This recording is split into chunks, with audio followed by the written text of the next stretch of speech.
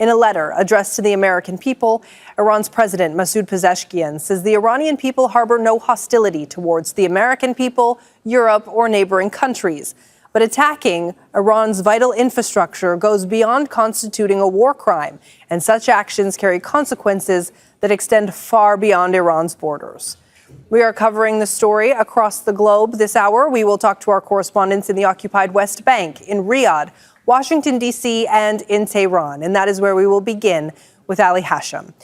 Ali, Iran's President Masoud Pezeshkian wrote a letter addressing to the American people, and in it he says, attacking Iran's vital infrastructure, including energy and industrial facilities, directly targets the Iranian people. Beyond constituting a war crime, such actions carry consequences that extend far beyond Iran's borders.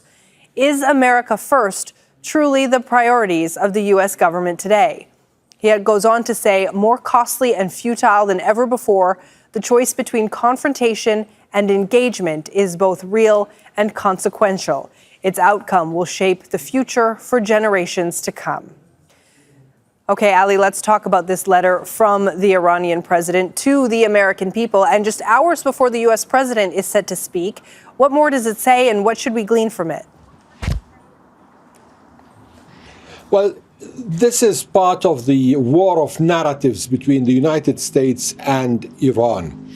The Iranian president, who President Trump said that he, Pezeshkian, or the president of the new regime in Iran, as President Trump said, is the man who asked him for the ceasefire. So it's clear that this is the context from where Pezeshkian's letter came, so that he is kind of approaching the American people directly or addressing them directly, trying to explain his country's position, and it's not a warring country, rather it's fighting a war that was imposed on it. And actually in Iran now they're calling this war as the second imposed war, because they refer to the first war between Iran and Iraq in the 80s as the imposed war. So he is using also this narrative to reach out to the American people and try to build a kind of a rift maybe between the American people and the Trump administration by saying that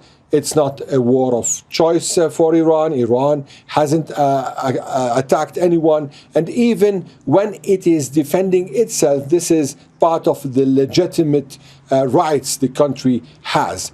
Now, for the Iranians, this is part of several approaches they've been doing. We've seen him, the president now, approaching the American people. We've seen the supreme leader sending messages, and actually today also he sent a new message to the people at the anniversary of the Islamic Republic Day. Also, we know that they here in Tehran have a lot of, let me say, interest in writing their own narrative, in trying to impose their narrative or to send their narrative, facing the narrative of President Trump that says that Iran has to surrender and Iran is asking for ceasefire and Iran is begging for negotiations.